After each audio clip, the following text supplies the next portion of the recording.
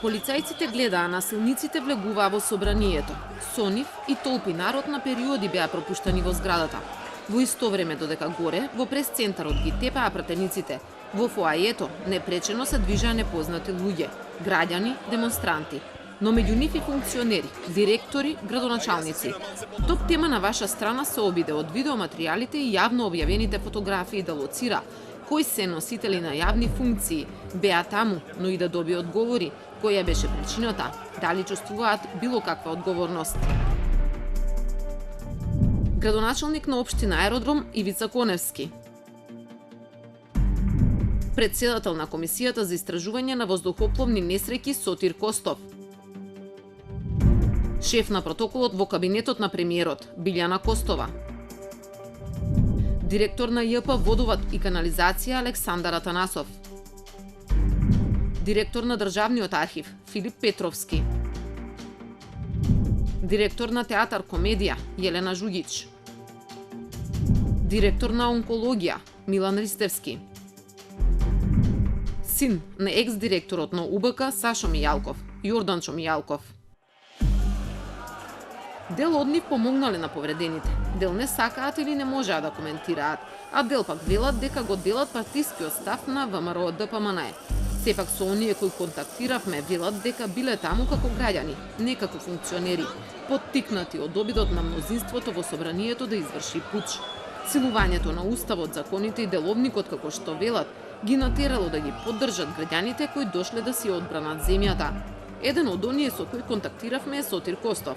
Од лични причини и презафатеност не можеше да даде изјава во камера, но неговиот став ни го кажа. Влегов во собранието од причина што се пееше туѓа химна, а потоа, спротивно на уставот, законот и деловникот беше избран председател, Талат Џафери, кој е нелегален и нелегитимен. Сметав дека ова е прва фаза од реализацијата на тиранската платформа во собранието кое е народно, на граѓаните. Најенергично ги осудувам немилите настани и напади на пратеници и новинари. Жалам за ова и се заложувам сите да бидат процесуирани. Сепак, моја лична одговорност не чувствувам, ама факт е дека состојбите излегува од контрола. Индиректна одговорност чувствувам. Најголем виновник гледам во лидерот на СДСМ, Зоран Заев. Оти без неговата одлука, ситуацијата немаше да биде така. Слични ставови имаше и ВМРО ДПМН. Пред 2 дена на пресконференција која ја одржа Драган Данев, партијата индиректно ги амнестираше граѓаните кои насилно влегоа во собранието. Прстот го впери во СДСМ. Институциите мора да се свесни дека тоа што одредени граѓани влегле во собранието, револтирани од нелегалниот обид за избор на председател на собрание, од кршењето на уставот, деловникот, од антидржавните провокации кои ги прави СДС, не може да биде оквалификувано како кривично дело. На картата дека се случил државен удар или како што милуваат да кажат преврат, играат и организаторите на протестите од иницијативата за заедничка Македонија. Насилството кое се случи претходната вечер не ги спречи и следната да соберат народ и да протестираат. Овој пат пред ЕУ инфоцентарот. И тие не чувствуваат одговорност за тоа што токму на протестите кои ги организираат се случи досега невиден инцидент во земјава, во кој на коцка беа ставени животите на дел од пратениците и медиумските работници.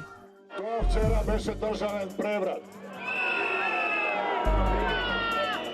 Мирните протести успеа да ги извалкаат со провокации, со намерни потези кои резултираа со насилство. Насилството никогаш не била наша намера, ни цел, и ние мораме да го осудиме. Досега од носителите на јавни функции, полицијата и обвинителството сомничи еден советник во Советот на град Скопје, поранешен советник во Ѓорче Петров и раководител во Дрисла. Делата се различни, од учество во толпа која спречува службеник во извршување на неговата должност, учество во толпа која ќе стори кривично дело и предизвикување општа опасност. Хелсиншкиот комитет пак во својот извештај изброи дека има околу 27 повреди на законите и уставот, од злоупотреба на службена положба и овластување, па се до саботажа и терористичко загрозување на уставниот поредок.